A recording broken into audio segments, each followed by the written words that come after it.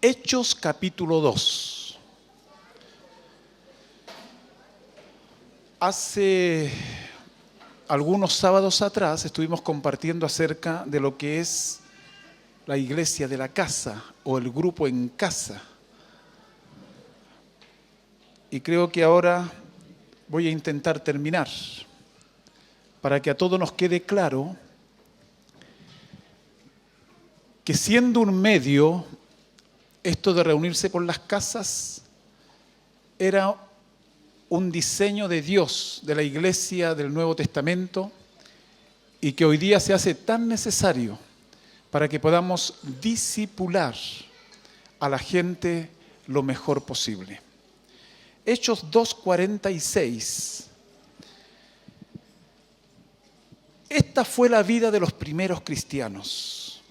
Voy a leer desde el 43 en adelante, 2:43 en adelante. Dice, y sobrevino temor a toda persona, y muchas maravillas y señales eran hechas por los apóstoles.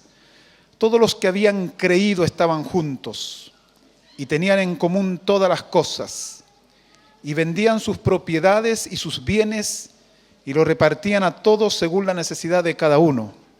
Y perseverando unánimes cada día en el templo, y partiendo el pan en las casas, comían juntos con alegría y sencillez de corazón, alabando a Dios y teniendo favor con todo el pueblo. Y el Señor añadía cada día a la iglesia los que habían de ser salvos. Amén. Señor, que los ojos del entendimiento sean alumbrados esta tarde en cada uno de nosotros, y que tú nos puedas dar, Señor, lo que precisamos, lo que necesitamos para seguir avanzando, Señor, como tú quieres que la iglesia avance en estos días. Gracias, Señor, porque tú estás en medio nuestro. Gracias, Señor, por recibir la alabanza que te dimos, la adoración, porque tú eres la persona más importante en medio nuestro. Te pido claridad, Padre, en mi vida, para poder desembocar lo que está en mi corazón, Señor, y lo que está en tu palabra. En el nombre de Jesús, amén y amén. Hemos señalado varias definiciones de lo que es un grupo de hogar.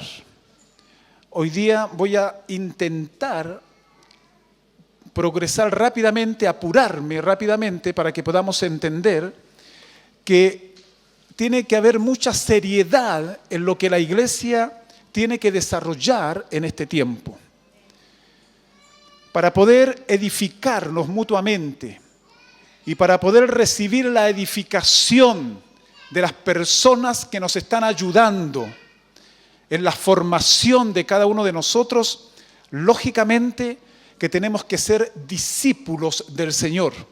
Quiero partir con lo siguiente, y que muchas veces lo hemos señalado de acá, que un discípulo es aquel que cree lo que Cristo dice, que cree lo que Cristo dice, lo que Cristo manda, que lo cree con todo su corazón, pero hace lo que Cristo también está dando direcciones, hace lo que Cristo manda. Entonces, una de las cualidades que tiene que tener un discípulo básica para poder aprender y para poder ser edificado, es decir, para que los obreros que están allí ayudando en esta ayudantía pastoral puedan ir dando crecimiento al discípulo, ir edificando al discípulo, para ir poniendo lo que le falta al discípulo, la característica básica con sencillez y humildad que tiene que tener cada alumno es tener un espíritu moldeable, tener un espíritu enseñable. Es la única forma que nosotros podamos ir creciendo como Dios quiere que crezcamos. Cuando nosotros estamos a la defensiva, cuando nosotros nos replegamos, cuando nosotros cuestionamos, cuando nosotros tenemos opinión para todos, cuando nosotros criticamos, cuando nosotros lo sabemos todo y no dejamos que la persona que está en autoridad nos esté enseñando, quiere decir que todavía tenemos un problema que tenemos que resolver. Por lo tanto, el discipulado, siendo un absoluto de Dios, es un medio. ¿Para qué cosa? Para que la gente que está a cargo nuestra nos vaya edificando. ¿Qué es lo que es edificar? Poner lo que nos hace falta. Si nos hace falta amor, allí nos van a dar una porción más de amor. Si nos van a hablar del perdón también, o de cualquier cosa que nosotros estemos en falencia, allí están las autoridades para que nos vayan enseñando. Ahora, no hay ninguna autoridad que no precise de Cristo. Y esas autoridades que están ejerciendo sobre ti, ellos también están bajo autoridad, porque ninguna autoridad, nadie puede ejercer autoridad si no está bajo autoridad. Por lo tanto, esta es la cadena más hermosa que dejó plantada e implantada nuestro Señor Jesucristo: hacer discípulos. Y básicamente es esto de hacer discípulos. Cuando Jesús estaba con los apóstoles, que tenían esas dos connotaciones, apóstoles y discípulos, antes de ascender les dijo: vayan y hagan discípulos, fórmenlos. En otras palabras, enseñen a la gente a vivir, porque la gente no sabe vivir. Dios no nos mandó a hacer reuniones tras reuniones lindas. Dios nos mandó a hacer discípulos. Dios no nos mandó a hacer grupos de hogar. Es otro medio y que realmente es muy productivo. Dios nos mandó a hacer, ¿qué cosa? Discípulos del Señor. ¿Cuántos dicen amén a esto? Amén. Quería introducir con eso, hermano. ¿Qué es lo que es entonces el grupo de hogar? Voy a ir definiendo varias cosas que algunas ya las he mencionado. Es una pequeña comunidad de convivencia y desarrollo mutuo. No es una reunión más semanal. Es una pequeña comunidad de servicio mutuo. Cuando algún integrante del grupo tiene una necesidad, los primeros en ayudarle son los del grupo de hogar, porque se conocen por el nombre, por el apellido, dónde estudian, dónde trabajan, qué problemas básicos tienen. Y allí se ayudan mutuamente. Se va creando una común unión, una coinonía. Entonces, todo allí a veces lo tienen en común y se van edificando el uno con el otro y van recibiendo, como dije anteriormente, esa parte formativa de esos hombres mayores o mujeres mayores o matrimonios mayores para que vayan edificando tu vida. Es una pequeña comunidad de convivencia también, que lo había señalado anteriormente, compartir las pequeñas y grandes cosas de la vida. Y eso pasa a ser lo más natural en cada discípulo. Las alegrías se comparten allí, se comparten las tristezas, se comparte como una familia. Es una pequeña comunidad de desarrollo también. Desarrollo ¿en qué cosa? En la oración. Encontrarse de 2 o 3, a veces para orar juntos. Se va acrecentando en el grupo un compañerismo también a través del trabajo, a través de la oración, a través de la proclamación. Cuando tú lo invitas a él, invitas a otro matrimonio. Esto ha servido tanto que hay algunos que han ido a visitar y a pisar terreno en otras localidades, a orar juntos. Entonces se va creando un compañerismo, se va creando una unidad. Unidad no es uniformidad. Unidad es la unidad del espíritu, es la unidad de la fe, es la unidad de la doctrina.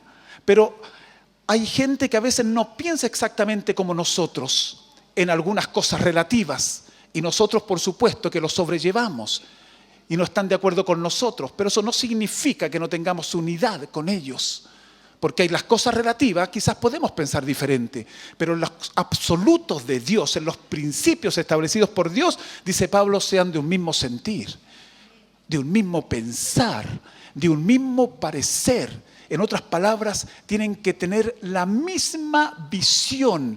Y si tienen la misma visión, la misión que hagan va a ser mucho más fácil para llevarla adelante.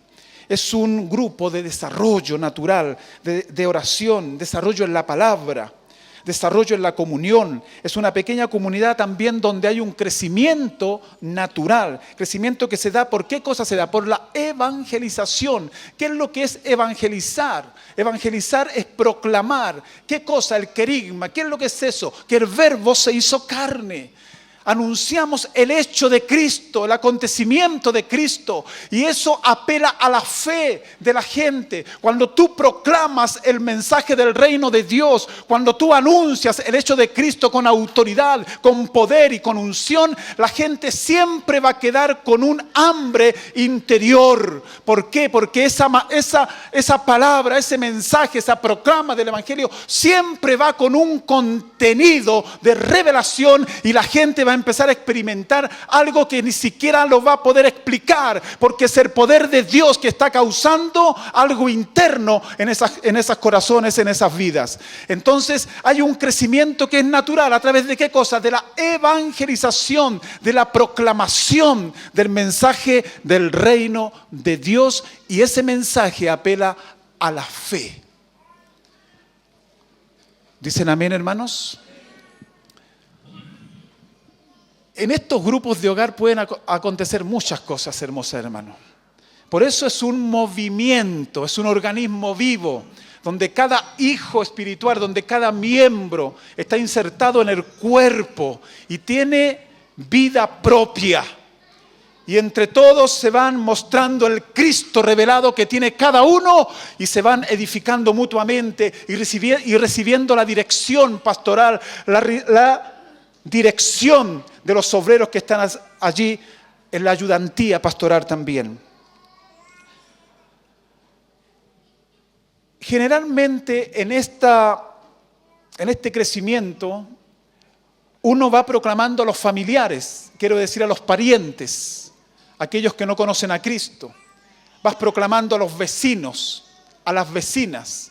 Y esto es tan importante que nosotros tenemos que aprender, queridos hermanos, y tenemos que determinarnos y tener una firme convicción de aprender para poder conquistar, por ejemplo, a los vecinos, a los amigos. Ser amables. Ser amables.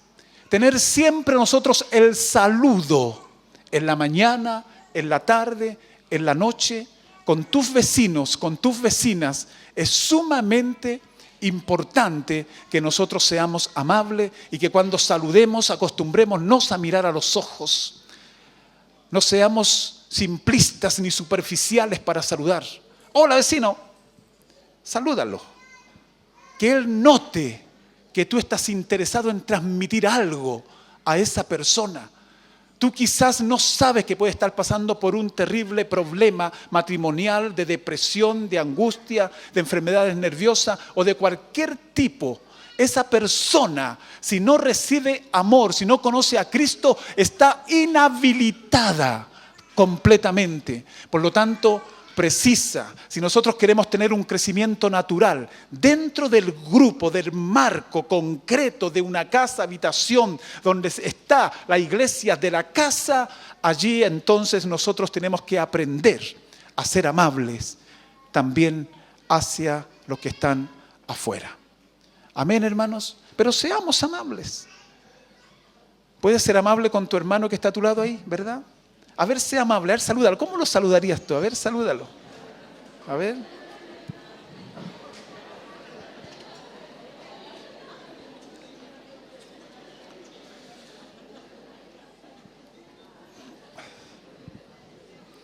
Nosotros le proclamamos a los familiares, a los amigos, a los compañeros de trabajo, de estudio, a los vecinos. Y cuando un grupo se estanca en esa tarea de dar la palabra a otros, comienza un proceso de deshidratación espiritual. Cuando un grupo se estanca, es porque algo está ocurriendo dentro de ese grupo. Cuando un grupo se estanca, es porque hay una falencia espiritual. Cuando un grupo se estanca, posiblemente hayan tinieblas y no haya luz entre aquellos que tienen que ser uno. Cuando un grupo se estanca es porque hay una enfermedad. Y esa enfermedad hay que detectarla. ¿Por qué no hay crecimiento? ¿Por qué no hay multiplicación? ¿Qué es lo que está aconteciendo? Porque siempre nos conformamos con los 4, con los 5 que tenemos. 6, 8. Y nos conformamos, y nos conformamos, y nos conformamos, y después nos damos vuelta en lo mismo. ¿Se acuerdan del mensaje de Carlos Trujillo? Y tenemos que bajarnos del carrusel. Todos a veces buscamos solamente el bienestar. Y hay algunos grupos que buscan solamente el bienestar del grupo. Y viven para el grupo. Y se hacen tanto cariño que después cuando uno de ellos puede experimentar un llamado a alguna comuna, alguna parte de aquí de la región o de Chile o para otro sector, entonces se duelen. No, es que no me quería separar, es que no me quería ver, es que este grupo es tan lindo. Claro, porque no has entendido el diseño de Dios, no has entendido el proyecto de Dios. Cuando se logra entender la perspectiva de Dios, el proyecto de Dios, las cosas empiezan a cambiar radicalmente, porque tú estás interesado en darle la gloria a Dios, no darle la gloria al grupito. El grupito es un medio para que tú seas un discípulo y una discípula bien constituida, ajustada, elaborada, edificada, corregida, consolada, sanada, liberada. ¿Sabes para qué? Para que vayas. ¿Para qué vayas? ¿A dónde? A esta comuna, ¿a qué otro lugar? A este sector, a este barrio, a la gente del campo, a los mineros, a los profesionales, a todas partes. ¿Para qué vas a ser discípulo de Cristo? ¿Para qué vayas? Para que no te quedes quieto ni quieta. Tienes que emerger con una fuerza de agitación espiritual, de convicción, de tal manera que cuando tú proclamas el Evangelio, algo tiene que ocurrir en aquella persona que te está escuchando. Le predicamos a esa gente se convierte a Cristo, le proclamamos, la bautizamos, la discipulamos y la enviamos. Y esa persona que enviamos gana, proclama, se bautiza a la gente que le proclamó, se disipula esa gente y van los otros más y vas para allá y para cualquier lugar donde Dios quiera enviarte. Esa es la iglesia de Cristo, es un organismo vivo, no es una iglesia muerta, raquítica, sino que es la iglesia que tiene vida propia y que exterioriza el amor que ya lo tiene, el gozo que ya lo tiene, la paz que ya la tiene, el agua que ya lo tiene, la sal que ya la tiene, la luz que ya lo tiene, lo empieza a dar y a dar y a dar y a dar y empieza a fluir más agua de tu interior. La gente está esperando que le hablemos. Hay una misión regional, hay una misión local, que es Jerusalén. Vayan. Jerusalén, Judea, Samaria y hasta lo último de la tierra. Y Jerusalén es este Rancagua querido, amado, es la comuna. Esa es una misión que tenemos que desarrollar acá. Pero está la otra misión que es regional, Judea y Samaria. Y ahí están las 33 comunas. Y está la misión mundial, que algunos se van a tener que ir a otro lugar también a evangelizar a aquellos que no conocen a Cristo. Amén, hermanos. ¿Para qué vas a ser discípulo? Para proclamar el Evangelio. No solamente para vivirlo, sino también para darlo a conocer. Tienes que vivir, tienes que vivir. El discipulado no te hace más santo. Ya fuiste santo porque fuiste separado del mundo para Dios. Pero el discipulado sí te disciplina y te va formando tu carácter. Y la gente lo va notando. Amén, hermanos. Y sabes tú que tú tienes que predicar, predicar, predicar, proclamar, proclamar y proclamar. Y luego tienes que hablar. Y muchas veces con hechos la gente va a quedar impactada con tu testimonio, con la calidad de vida que tú tienes. Anoche yo le contaba a los jóvenes que una vez estaba jugando tenis. Se me olvidó. Billy Graham. estaba jugando tenis con un amigo. Lo invitó porque él le quería proclamar el Evangelio. Y estaban jugando, derecha, izquierda, una cortita. Y ese hombre que estaba jugando con él le decía, ¿por qué me está predicando este? ¿Por qué me predica tanto? Al final terminaron cansados. Y ese hombre le dijo, ¿por qué? ¿Por qué me predicabas tanto? Y Billy Graham no abrió su boca. Era la presencia de Billy Graham que le estaba predicando el Evangelio a ese hombre. Eso se llama, que yo no sé, le hablaba a los jóvenes, que es parte de la visión, la calidad que tiene que tener la Iglesia de Cristo en este tiempo. Ustedes saben que en este tiempo hay muchas, comillas, verdades. Hay mucho relativismo. Te pueden decir, esta es tu verdad, Cristo es tu verdad, pero yo tengo otra verdad. Y empieza un conflicto de pensamientos y de opiniones y todo lo demás. Pero lo que sí, nunca te lo van a cambiar a ti, es el testimonio que tú tengas, es la calidad de vida que tú poseas, es la transparencia, el andar en luz, el ser veraz, el no robar, el tener el lenguaje como Dios quiere que lo tengas, es tener una actitud y una conducta de acuerdo a la visión del Señor. Eso sí que nadie te lo puede cambiar. Y eso sí que evangeliza en este tiempo donde hay tanta corrupción, donde hay tanta politiquería barata, superficial y simplista. Se necesitan modelos de discípulos, modelos de padres, modelos de madres, modelos de matrimonios, modelos de hijos, modelos de trabajadores, de profesionales, de obreros, modelos de enseñanza, modelos de hombres y de ministros de la adoración, de la alabanza, modelos de pastores, modelos de obreros, modelos de líderes, modelos de diáconos, modelos de diaconisas, modelos de estudiantes, modelos. Eso es el cristianismo.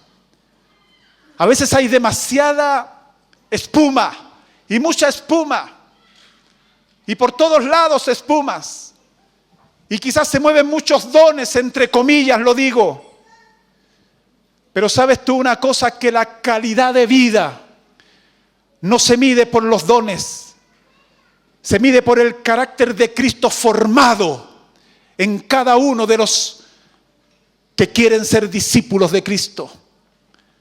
Por eso ser discípulo de Cristo te cuesta todo. Ser discípulo de Cristo tienes que ser renunciado y renunciada. ¿A qué cosa? A tus derechos. ¿A qué cosa? A tus intereses.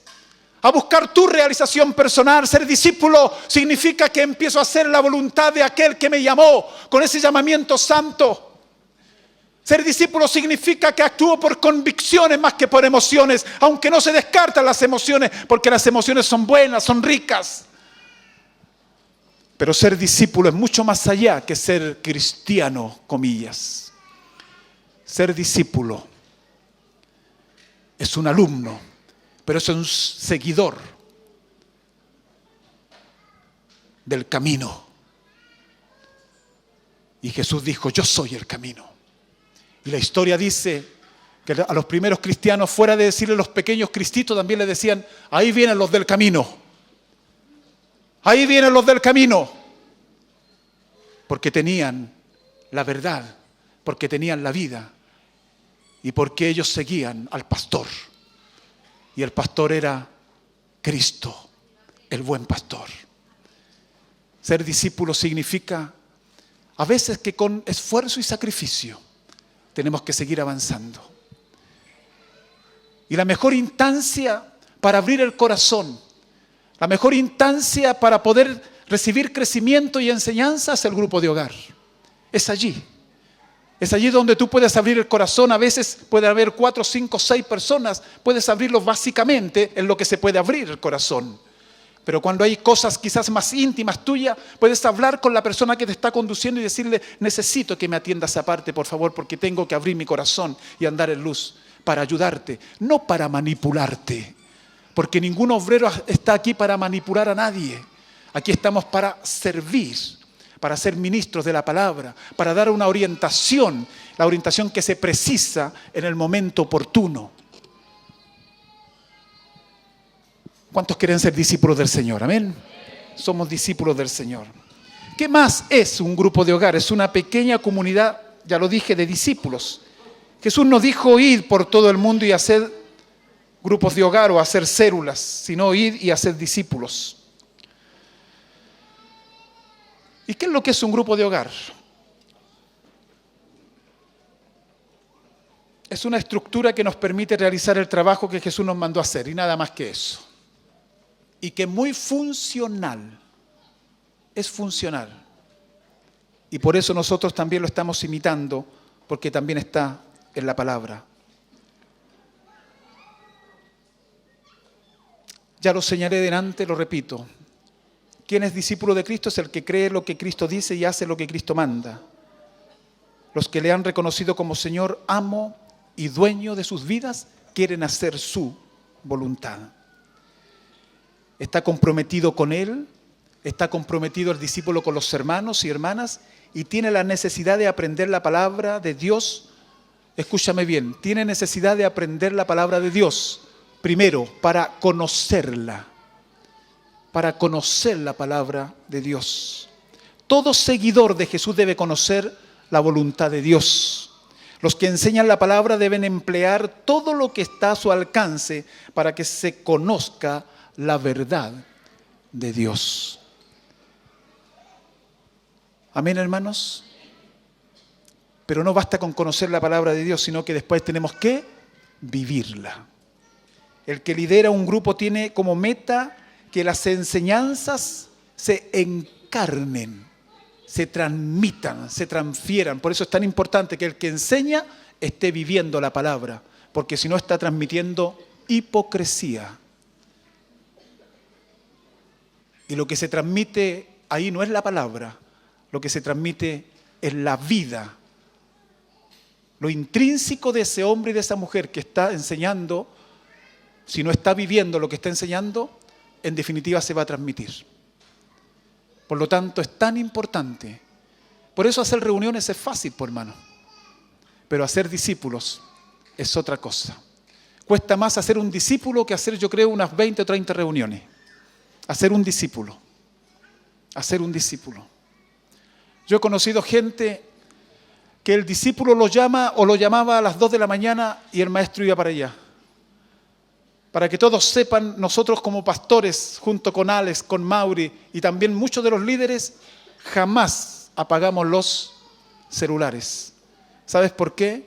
Porque tenemos una ética y una moral y un llamamiento de que a cualquier hora que alguien nos llame, tenemos que decirle, Señor, heme aquí, con sueño, con ganas, sin ganas, el deber te está llamando.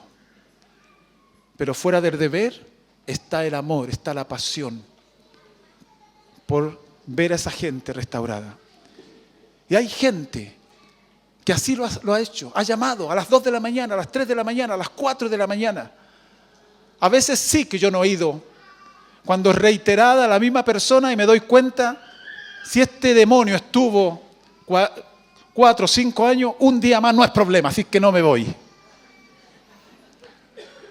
Pero hay personas que han sido restauradas también por esa atención que se le da en los momentos de conflicto, en los momentos de problema que esas personas tienen. Hacer discípulos, como señalé anteriormente, es más difícil que hacer unas 20, 30, 40 o 50 reuniones. Hacer discípulos es lo que el Señor nos mandó a hacer. Anoche yo les decía a los jóvenes también, se me vino ahora.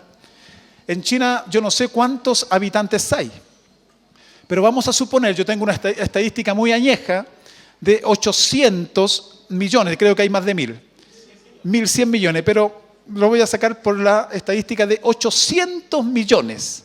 Y vamos a suponer que invitamos a nuestro amado hermano Pedro a predicar. Y Pedro se para con los 11 allí, alza su voz y empieza a proclamar proféticamente el mensaje de Cristo y lo que habían hecho con él. Y de repente, al proclamar todo eso, dice que la gente se empezó a compungir de corazón, es decir, sintieron tristeza, apesadumbrados por lo que habían hecho con el maestro. Y de repente se levantan, por allí algunos le dicen: Pedro, ¿qué tenemos que hacer? Y Pedro estaba con los 11 levantado, equipo de trabajo, pero uno tenía que llevar la voz, le dice: arrepentíos. Cambien de manera de pensar, cambien de manera de vivir. Lo que ustedes hicieron no estuvo correcto, no estuvo bueno. ¿Y qué más, Pedro, tenemos que hacer? Tienen que ser bautizados y luego recibirán el don del Espíritu Santo. Y dice la Escritura que se añadieron como 3,000 personas. Vamos a suponer que enviamos a Pedro y que Dios envía a Pedro a China. Y todos los días se convierten 3,000 personas. ¿Cuántos dicen amén? Amén. Buena experiencia, ¿verdad? Y en una reunión 3,000, y en otra reunión 3,000, y en otra reunión 3,000, y no se hace ningún discípulo, no se tiene ningún fruto, queridos hermanos. Porque de los 800 millones de China, se convierten en 3,000 con la prédica de Pedro, pero están naciendo diariamente 54,000. O sea, la estrategia del discipulado es lo único que da resultado para poder llevar adelante esta formación. Y por eso tenemos que ser obedientes. Por eso gana uno. Vamos a tener cultos evangelísticos cada 2 meses acá. Música evangelística, drama, danza, mensaje evangelístico. Y seguramente se van a convertir 30, 40, 50, 100 personas por cada culto. Pero ¿sabes tú una cosa? Que se necesitan obreros para discipular a la gente que va a quedar. Porque si no la discipulamos, ese campo va a quedar quemado. Y después, cuando queramos nuevamente arar esa tierra, va a estar demasiado dura. Necesitamos entonces que tú puedas entender que Dios te llamó con un llamamiento santo, y del momento que te llamó y que tú lo reconociste como Señor y Salvador de tu vida, pasaste a ser un obrero. Y un obrero, ¿qué es lo que es? Un trabajador para Él. Esto sí que vale la pena, queridos hermanos, que trabajes para Él. Y trabajar para Él significa que vas a formar vidas tú también, y que vas a transmitir, lógicamente, tu vida y la enseñanza y la dirección pastoral que se te está dando para que tú enseñes lo correcto a cada uno de los discípulos que vamos a empezar a ganar. Amén, hermano, ¿me están siguiendo? Muy bien. Primero tenemos que conocer la palabra, tenemos que vivirla y luego tenemos que enseñarla a otros. El apóstol Pablo le dice a su discípulo Timoteo: lo que has oído de mí ante muchos testigos, esto encarga a hombres fieles que sean idóneos para enseñar también a otros. Por lo tanto, todos los maestros, todos aquellos que están enseñando la palabra, tienen que ir preparando gente para que a su vez aquellos también vayan discipulando a la gente que vamos a ir ganando para el Señor. Amén. Amén. Los objetivos de los grupos de hogar o de la casa iglesia. Primero, unir a todos los miembros del grupo. Unir a todos los miembros del grupo. En muchas otras partes quizás se asiste a muchas reuniones dominicales, pero siguen siendo miembros sueltos. Y en esto del discipulado no puede quedar ningún miembro suelto. En otras palabras, no puede ser nadie individualista, sino que están sujetos los unos a los otros, pero también están sujetos a las autoridades competentes, eclesiásticas, donde hay una autoridad delegada allí. Hay pastores, hay diáconos, hay obreros, los que tienen grupo en casa, y cada uno de nosotros no puede estar suelto En otras palabras, no puede vivir a su forma ni hacer las cosas a su manera porque ya ingresó. ¿Saben a dónde ingresó? A la familia de Dios. Y en la familia de Dios, lógicamente, que Dios Padre, Dios Hijo y Dios Espíritu Santo tienen un protocolo. Y ese protocolo tenemos que respetarlo.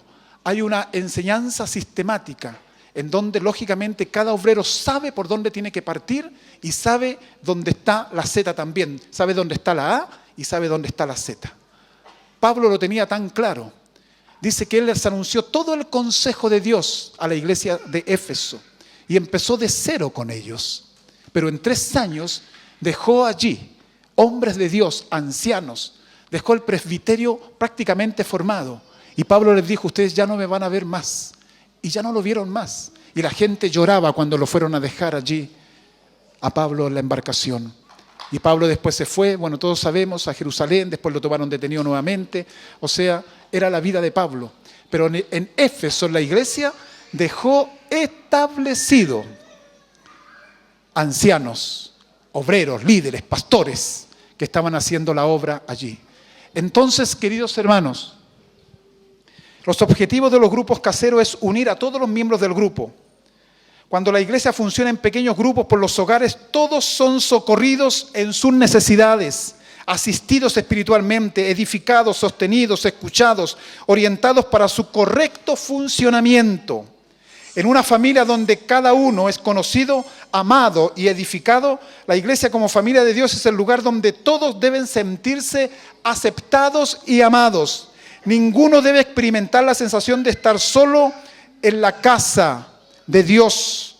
Todos tienen padres espirituales que los cubren y velan por ellos. Amén, hermanos. En ese grupo de hogar lo primero que tenemos que hacer es unir. Y aquí me voy a detener otro poco. No quería detener mucho, pero creo que es necesario detenerse.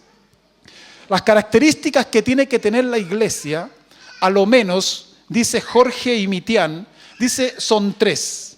Una es santidad, la otra es unidad y la otra es cantidad. Santidad equivale a la calidad de vida que tú tienes que tener. Si en nosotros hay calidad de vida, entonces en forma natural se va a producir la unidad.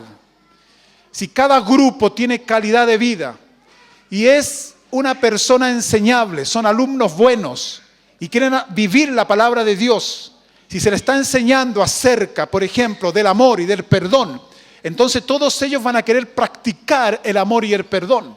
Entonces se va a ir generando una familiaridad de unidad, de común unión el uno con el otro. ¿Por qué? Porque tuvieron la calidad de vida primero, es decir, una santidad práctica, coherente de acuerdo a la enseñanza que se les estaba entregando, en este caso del amor y del perdón, y que generó lógicamente una unidad entre todos ellos. Por lo tanto, siempre la calidad de vida, siempre la santidad va a generar unidad. ¿Cuántos dicen amén a eso? Siempre va a generar unidad. Una cosa que es muy importante, que la unidad no tiene vida propia. No llegó la unidad por allá arriba como un ángel viejo, ahora sean uno. Ahora sientan de amarse. No, la unidad se trabaja. La unidad hay que provocarla. La unidad hay que generarla. Se tienen que dar las instancias de conversar. Para que haya unidad, esto es básico lo que voy a decir, pero que es muy importante. Tenemos que andar en luz. Cuando uno detecta rápidamente, como pastor, como autoridad, detecta rápidamente, a veces que hay personas que no andan en luz, que andan en tinieblas. Se nota en el saludo, se nota en la mirada, se nota, bueno, en otras cosas, porque hay un discernimiento espiritual, obviamente también. Entonces, hermanos queridos, la unidad es básica para que podamos seguir adelante proclamando el Evangelio. Una vez dijo Weich Hallman, dijo lo siguiente: la evangelización más productiva que nosotros podemos hacer es esta, que nos amemos los unos a los otros. En esto conocerán todos que sois mis discípulos, si tuviereis amor los unos a los otros. En otras palabras, en esto conocerán todos que sois mis discípulos, si tuviereis la disposición, el compromiso de amar al hermano incondicionalmente. Me comprometo al bienestar de la otra persona. Me comprometo a ser un hombre que ore. Me comprometo a que sigas adelante. Y vamos cuidando el cuerpo porque nos estamos amando. La calidad de vida que tú tengas, la santidad, siempre te va a producir unidad. Y la unidad, escúchame bien, va a producir en forma natural la cantidad. ¿Cómo va a ser eso natural? Si tú tienes calidad de vida y la estás viviendo, vas a proclamar el Evangelio y la gente se te va a pegar a ti y te va a querer escuchar, porque se va a dar cuenta que tú tienes vida y que no eres pura boca, que tienes conducta y que tienes actitud. Y la gente anda buscando modelos, porque hoy día los modelos, si tú te das cuenta los modelitos que hay ahora, por ejemplo, te digo algunos modelitos, los modelitos políticos que tenemos. Cuando yo escucho las opiniones de cualquier tendencia, queridos hermanos, y se empiezan a atacar, yo digo, estas son las autoridades que nosotros tenemos y tenemos que orar por ellos. Pero cuando veo esos modelos y que estamos bajo esa cobertura nosotros, yo digo, Señor, estos hombres que están llenos de rencor, llenos de odio, falta de perdón, falta de todo ese tipo de cosas, estos son los que gobiernan. Esos son los modelitos que tenemos. Hay otro tipo de modelitos también, de toda índole. Pero nosotros, Dios nos mandó a ser modelos de calidad de vida. Y si nosotros somos modelos de calidad de vida, se va a generar también una multiplicación, una cantidad. En síntesis, lo que Dios quiere en todo esto es lo siguiente. ¿Quiere cantidad? ¿Cuántos dicen amén que quiere cantidad? No me escucharon. ¿Dios quiere cantidad? Amén. Pero la quiere en unidad y con calidad. No quiere cualquier tipo. Él no quiere multiplicar un lío. Él no quiere una masa deforme. Él quiere gente con identidad. Él quiere gente con claridad. Gente con una visión clara y con una misión clara también en este tiempo. Amén. ¿Me está quedando poco? 15 hojas con letra chica. No.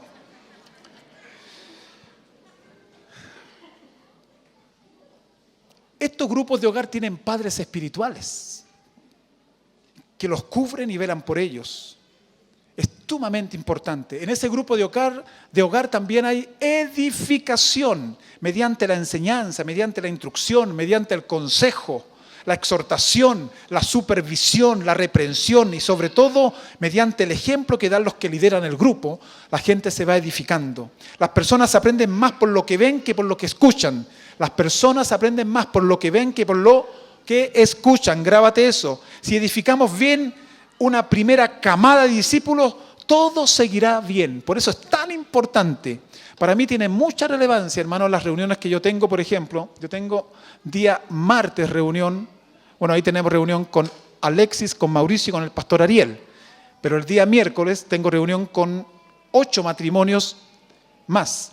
Y el día jueves tengo reunión con 10 matrimonios más. Y casi todos tienen gente a cargo. Casi todos tienen responsabilidades. Y para mí es tan importante esas reuniones porque de allí tiene que ramificarse. Como dice Waldo, de ahí tiene que chorrear. Para abajo, tiene que ir para abajo. Y todos así van recibiendo lo mismo, la misma enseñanza desde arriba hacia abajo y todos van siendo edificados con la misma visión, con la misma pasión, con la misma convicción. Y vamos creciendo gradualmente, sostenidamente, y nos vamos pareciendo un poquito más a nuestro Maestro. ¿Cuántos tienen frío? ¿Tienen frío?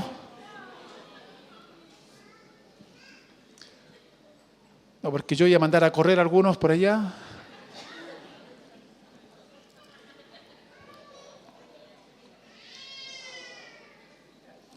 Entonces en ese grupo de hogar se une, se edifica y se comisiona. Atención, se comisiona a cada discípulo para que vaya y haga lo mismo.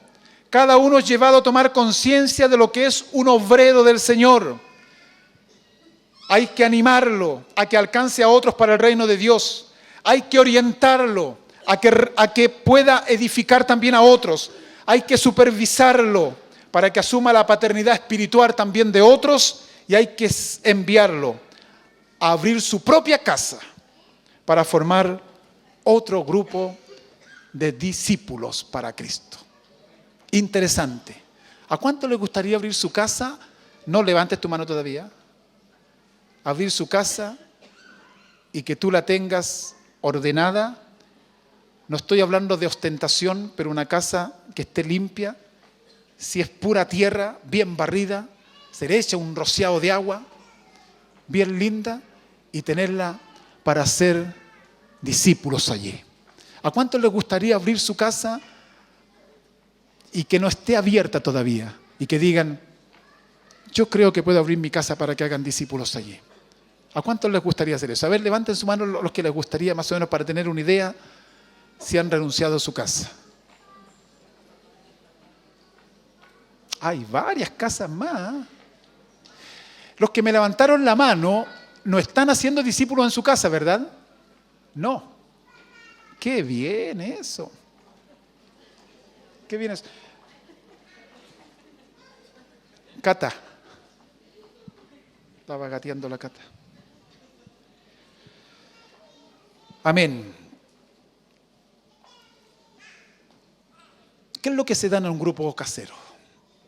Quiero terminar ahora, queridos. Un poquito de paciencia. Lo que dije antes es tan importante. A veces yo me he dado cuenta de lo siguiente, que a los discipulados que tengo llega gente y pasan y se sientan. Y no saludan.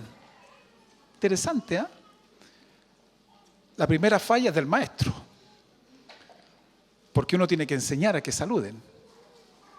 En un grupo casero se tiene que dar en forma espontánea el saludo de hermandad, de amor.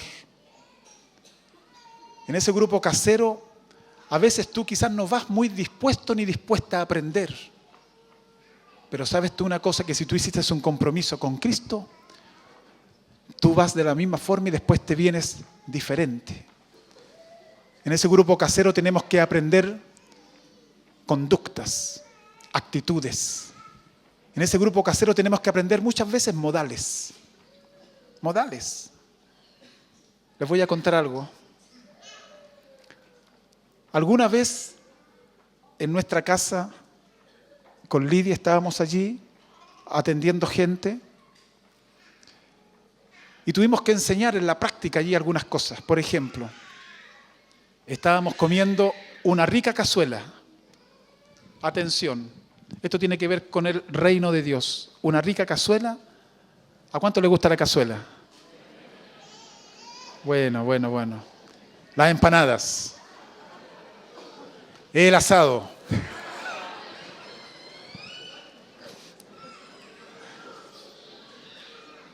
Y sabes tú que ellos fueron con su pequeño. Ellos fueron con su pequeño y estaban comiendo. Re bien. Y de repente el chico, que ya tenía unos 5 años, Lidia, más o menos unos 5 años, va y agarra la papa con la mano en el plato, así. Empieza a comer. Y después agarra el zapallo. Y después agarra la uva. No, bueno, es cazuela, ¿no es cierto? Es cazuela. Me pasé al postre. Y yo dije, Señor, ¿qué hacemos aquí ahora? Y Dios en ese momento nos dio gracia. Nos dio gracia. Y conversamos con los papás y conversamos con el chico.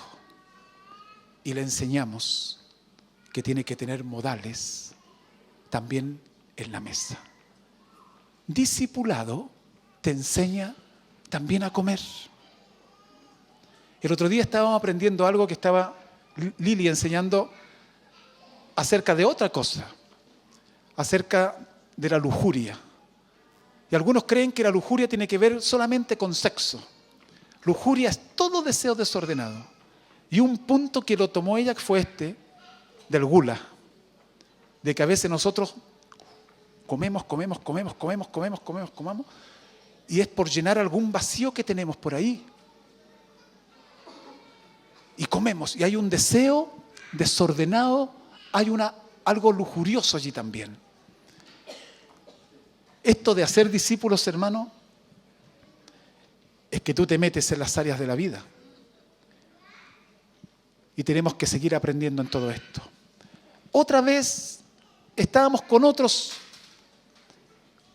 pastores de otra congregación. Y estábamos desayunando. Y Lidia tenía la mermelada con su respectiva cucharita para sacar mermelada de ahí y echarla al pancito, ¿no es cierto? Con mantequillita en la mañanita, rico, con un tecito caliente. ¿Ya? La primera vez lo hicieron re bien ellos. La segunda vez tomaron el pocillo con la mermelada, agarró la cuchara, ¡pum! Y empieza a comer de la cuchara. Y después dejó la cuchara ahí. Hermanos, cuando la gente no es formada, hacer discípulos, ¿saben qué es lo que es? Enseñarle a vivir a la gente. Enseñarles actitudes, conductas, modales. Hacer discípulos es mucho más allá que hacer reuniones. Eso te quiero decir. Entonces nosotros tenemos que ser discípulos de Cristo. Y si tú abres tu casa para que se hagan reuniones de discipulado, es precisamente eso también. Estas son cosas prácticas que uno tiene que enseñar también. El comportamiento, el saludo. En ese grupo también hay alabanza, hay oraciones, ministración a veces por sanidad interior, por liberación cuando se da. La sanidad interior ni la liberación no se programa. No somos espiritistas, ni somos curanderos. Cuando el Espíritu Santo nos habla en el momento oportuno de que alguien va a ser sana, amén, le ministramos sanidad, o si hay alguna cosa mayor, alguna liberación. Pero no hacemos programas para decir, muy bien, vengan todos mañana que aquí le vamos a hacer sanidad interior. No es así. El Espíritu Santo lo hace como Él quiere, pero sí nosotros, los maestros que hay aquí, tenemos que estar alertas. Porque en cualquier momento Dios quiere sanar a alguien dentro del grupo en casa. Hay testimonios, hay confesiones, enseñanza todos juntos y también enseñanzas por niveles, porque hay algunos más crecidos que otros también. Ustedes se dan cuenta que en una familia sanguínea hay hijitos ya que tienen 8, 10 años y hay hijos que están naciendo. El caso de Juan Carlito, hace un año le nació el Juan Ignacio. ¿Y después de cuántos años? De 17 años. Entonces todo nuevamente un aprendizaje ahí. Pero los hermanitos mayores, el hermanito mayor Carlos, toma en brazo a Juan Ignacio, porque le está ayudando a los papás. En el cuerpo de Cristo hay hermanos mayores también. Y a veces hay niveles. Entonces los niveles mayores los va tomando la persona en autoridad y va delegando responsabilidades también. Y todos van creciendo en ese grupo también, en una dinámica muy interesante. Allí se alienta, se impulsa para hacer la obra del Señor. Se comunican las necesidades y también las bendiciones. Se presentan las personas nuevas y se van animando mutuamente el uno con el otro, la una con la otra. Amén. Hay mucho que hablar de los grupos en casa, pero esto es un medio. ¿Para qué cosa? Para ser discípulos del Señor. Y Dios nos mandó a ser discípulos. Discípulos. ¿Cuántos de aquí ya son discípulos del Señor? A ver. Amén. Y la otra pregunta, ¿cuántos de aquí ya están en grupo de discipulado? ¿Cuántos? Levanten la mano, por favor. Casi todos. ¿Quiénes no están en grupos de discipulado y quieren discipularse? ¿Quiénes no están en ningún grupo de discipulado? Allá tenemos. A ver, ¿quién puede anotar a estas personas, por favor? Ya, Lucy va para allá. Levanten la mano las personas que quieren ser discípulas y discípulos. ¿Por acá hay alguien por aquí? ¿Quién? No he conversado con tu maestro, que ahora nos ponemos de acuerdo. ¿Quién más? Ahora tiene que conversar también. Atención, lo voy a decir antes que me olvide, porque después me olvido. Roberto con Gloria. ¿Dónde está Gloria? ¿Está Glorita ahí? Con mi hermana. Se me olvidó tu nombre, hermana. Lidia, ayúdame. Ella. ¿Conversaste ya con Gloria? Ya. ¿Se ponen de acuerdo, por favor, para conversar ahora, Gloria? ¿Ya? Ya, ahí sí, ¿viste? Ya se vieron las manos, no hay ningún problema. ¿Quién más nos está discipulando y quiere ser discípula o discípulo de Cristo? A ver, ¿quién más? Se están todos discipulando. ¿Quién? Allá. Ah, ya, muy bien, muy bien. Ya, Lucy está anotando. ¿Dónde está Lucy? Ya, por favor, vaya a anotar allá. A la suegra de Cristian Piña, mi hermanita de Brasil.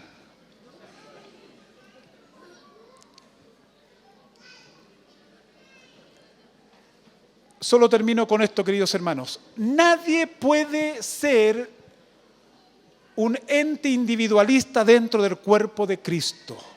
Tienes que estar insertada, tienes que estar insertado en el cuerpo de Cristo y así vas a ir dando fruto y vas a ser parte de esta gran familia que Dios la diseñó y que Dios se proyectó.